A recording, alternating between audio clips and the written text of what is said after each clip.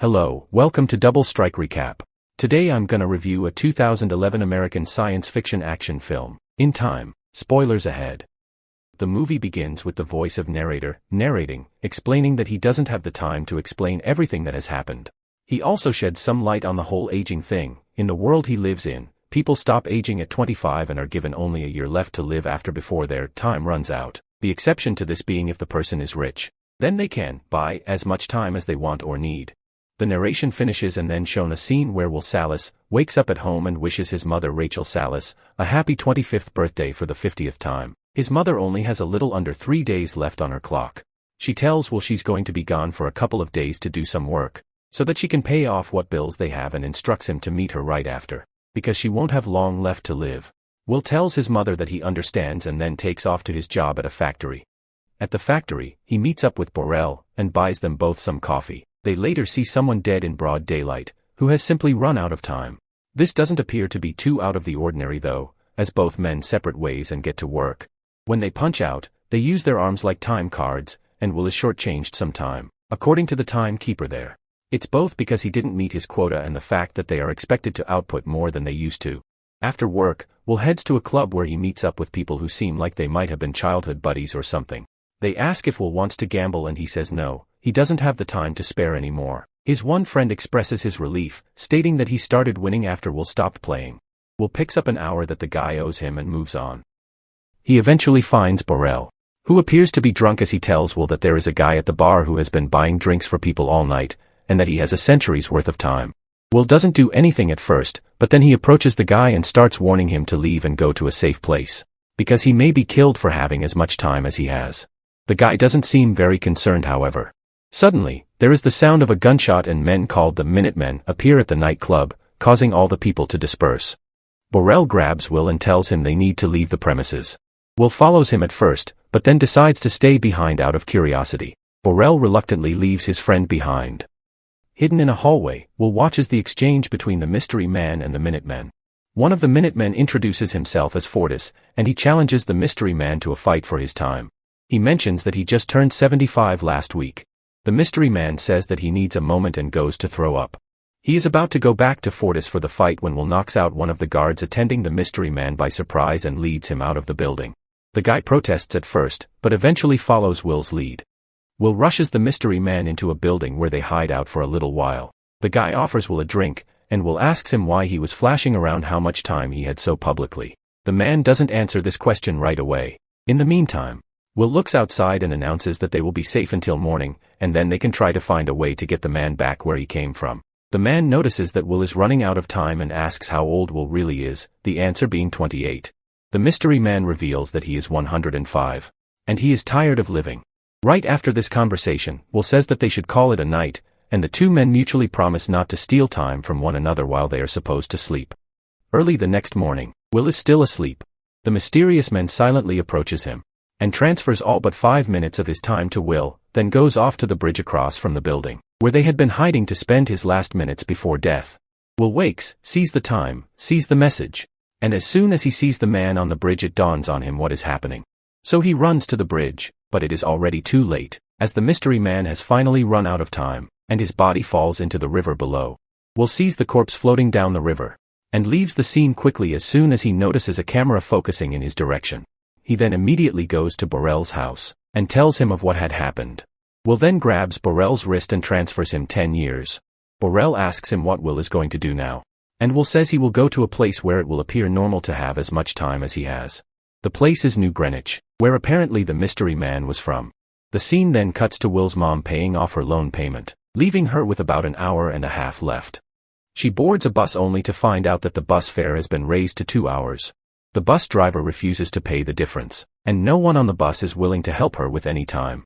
It's a 2-hour walk back to the place, where she is supposed to meet her son, and Will's mother opts to run to her destination. Time quickly runs out. Will is waiting at the bus station for his mother with flowers, only to see that his mother is not on board. Realizing that something has gone terribly wrong, Will quickly runs in the direction that his mother should be in. Meanwhile, his mother is desperately trying to find someone that will spare her some time, but to no avail. She now only has about 9 minutes left and counting. They run as fast as they can towards each other, but it isn't enough. His mother's clock runs out, before he can grab her wrist to replenish the time. The next morning, the Minutemen discover the corpse of the mystery man with all his time run out. The men decide to investigate and Raymond notices the security camera by the bridge. In the meantime, Will takes a ride in a cab that takes him to New Greenwich.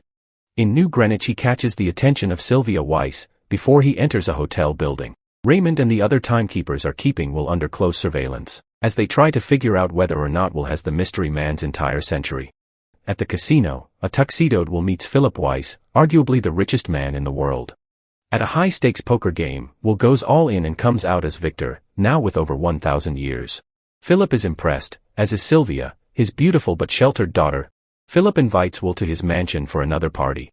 Knowing to be prepared, he purchases a Jaguar E-Type and drives to the Weiss mansion on the coast.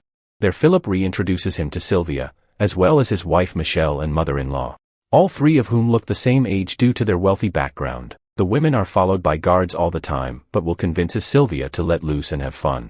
Feeling oppressed by her father and his men, Sylvia agrees and the two go skinny dipping in the ocean. Sylvia admits wishing that she could often do something wild and crazy. Philip had always restricted his family members though, and sure enough he soon comes looking for her. Sylvia and Will manage to dress and make themselves presentable again when the timekeepers appear and confront Will. Raymond arbitrarily takes back the 1,000 years as they don't believe Will's story. Raymond hints he knew Will's father and leaves. Will fights off the other timekeepers and takes Sylvia hostage, escaping out the mansion. Raymond commits himself to chasing them, even taking personal risks that other timekeepers avoided. After a car chase, Will manages to throw Raymond off their trail and escapes back to the country with Sylvia, who pleads to be let go. As soon as they return to Dayton, the car is wrecked in a trap set by the Minutemen. While Will and Sylvia remain unconscious, the Minutemen discover that Will only has a little time left and was thus worth nothing. Sylvia however had about a decade and so they take hers instead. The men are forced to run before they could take all her time. Sylvia panics because she has never been reduced to having so little time. Will tells her that she should not be worried, as regular people live day by day. Instead, he brings her to find Borel, hoping that he could give them some time. To his grief, he learns that Borel had drunk himself to death with his riches, leaving his wife and newborn alone. Will manages to buy them more time by pawning off Sylvia's diamond earrings, but knows it isn't enough. He calls Philip and demands a 1,000-year ransom for Sylvia's return, to be sent to the Time Welfare Office. Raymond listens to the call and warns Will not to follow his father's path. Will learns that his father's crime was not stealing time, but something much more serious. Raymond deduces where Will was hiding and assures Weiss he would bring his daughter back safely. At Will's apartment he explains his father was an armed fighter with a trick to win time contests. He demonstrates that you let the other win at first. They get overconfident and distracted just as the last few seconds run down, then the arm can be flipped and the flow reversed. The next day the ransom is unpaid. Will says to Sylvia that it was likely because her father was prevented by the timekeepers, but Sylvia saw it as proof that her father didn't care about her. Nevertheless, Will decides to let her go and tells her to make a call to her family, since they were in the ghetto after all. He also gives her a gun to protect herself. They kiss and just as they split so that Sylvia can make her call, Raymond appears and nearly shoots an unsuspecting Will. A panicked Sylvia shoots Raymond instead and Will corners Raymond and attempts to take his time. Raymond however has very little, for it is timekeeper practice to carry only a little time to avoid being targets. Since Will was planning to take Raymond's car, he graciously transfers 4 hours of his own time to him, before hijacking the black Challenger car and leaves him alone in the ghetto. Sylvia realizes that using a police car was essentially asking for attention. They end up robbing another limo and passenger. They learn that they had both been placed on a wanted poster with a reward of 10 years to anyone who could bring about their arrest. Philip studies a large map of the world with colored lights and numbers. He assures his business partners that his daughter would not crash the current economic system. An injured Raymond manages to escape the ghetto, verbally harassed the whole time, and meets with Philip. Weiss attempts to bribe Raymond into rescuing his daughter, but Raymond tells him that due to Sylvia's actions, an arrest warrant will be placed for her as well. If Philip interfered and tried to save his daughter, Raymond will see him arrested as well. Will trains Sylvia how to use a handgun. She offers to help him get time. Will and Sylvia drive an armored car through a Weiss bank window and scoop up many time cassettes. They invite the onlookers to grab what they can also. The large status board shows the imbalance. This endears them to most people in the ghetto. Weiss watches the news report of the robbery as his wife chides him for suffocating them. In a motel the two get closer, then sense something is up and just manage to escape Ray and his squad. Ray alone takes after them over rooftops in a running gun battle, refusing to let them go. They manage to bribe a bus driver and escape. At a seedy hotel they rent the whole building for privacy. Fortis and his gang roust civilians until one admits where he saw the two runaways.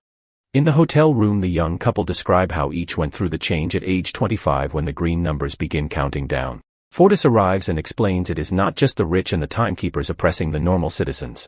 The Minutemen are being allowed to do so as long as they did not start preying on the rich as well. Fortis challenges Will to an arm fight to the death. As the two men lock arms together, Will's time runs down fast. Will uses his trick to reverse the flow, then manages to pull a gun from his boot, kills the henchman and times out Fortis. Will is dismayed and figures it will take 1,000,000 years to change the system. Sylvia knows where they could find that time. Sylvia returns home, pretending to turn herself in, distracting her father and his multiple guards, so that Will could sneak up on him. Under gunpoint, they take Weiss to his office and open a large vault where they find a single cassette with 1,000,000 years. Philip tries to say it is always in an individual's interest to live forever even at the cost of another's, but the two runaways are unconvinced. After locking Philip in the office, the two again return to Dayton. While keeping the timekeepers distracted, they pass the 1,000,000 cassette to Maya, the little girl. Raymond pursues Will and Sylvia to a remote area running toward Livingstone, the next town over, just as they all begin to run out of time. Will sees that Ray is a Dayton homeboy, an honest cop just doing his job.